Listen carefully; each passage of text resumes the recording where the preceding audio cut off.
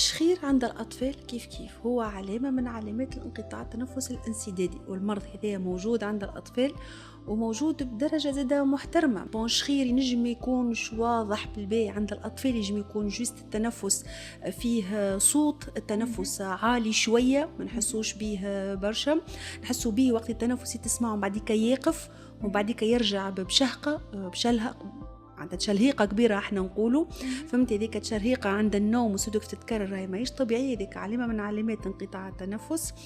السومية جيتي تلقاه السومية مضطرب برشا، والطفل يحلج برشا ويدور برشا ويكون في دي بوزيسيون هكا مش عاديين، ساعات راسه مقشوع التالي، ساعات حتى في بوزيسيون تاع الصلاة، دونك يدور برشا، يعمل زدا كيف لي كوشمار، وساعات يقوم يمشي ويقوم يتكلم، والكل هذوما لي باراسومني دونك موجودين برشا في انقطاع التنفس عند الأطفال.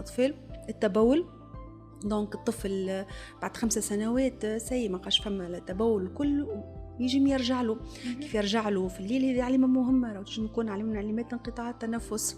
التعرق في الليل، يعرق برشا هذا كيف والصباح يصبح زاده هكا قلق شويه، راسه زاده فهمت فمه شاح، خاطر التنفس من الفم علامه مهمه لانقطاع التنفس الانسدادي عند الاطفال، دونك يكون فمه شاح، ما عندوش شهيه، نقص الشهيه برشا.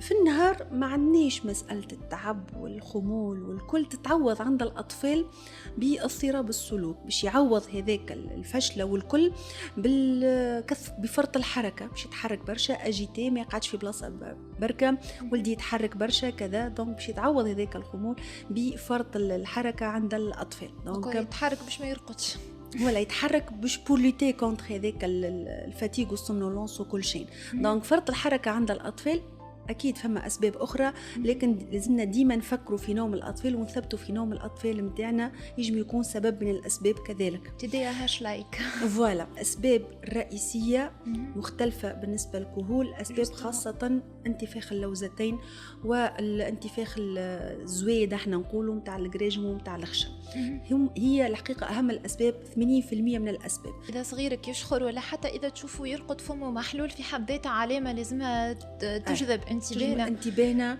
وتخلينا نلوجوا على انقطاع التنفس الانسدادي، ولازمنا نمشي ونعديوا الحقيقة. ديما نقولوا ان ريسبير بار لو ني او مانج بار لا بوش. بالضبط، ان ريسبير با بار لا بوش، جوستومون الفم معمول باش ناكلوا باش مش نتنفسوا. بالضبط. قوم في الليل طل على ولدك وثبت في نوم ولدك، راهو حاجة مهمة برشا. راهو اغلب الاولياء ما يفيقوش بالمشكلة اللي عنده ولد، يقول لك انا نرقد ما نفيقش، دونك قوم بالذمة وثبت في نوم طفلك باش تنقذ طفلك، فهمت، ومستقبل طفلك.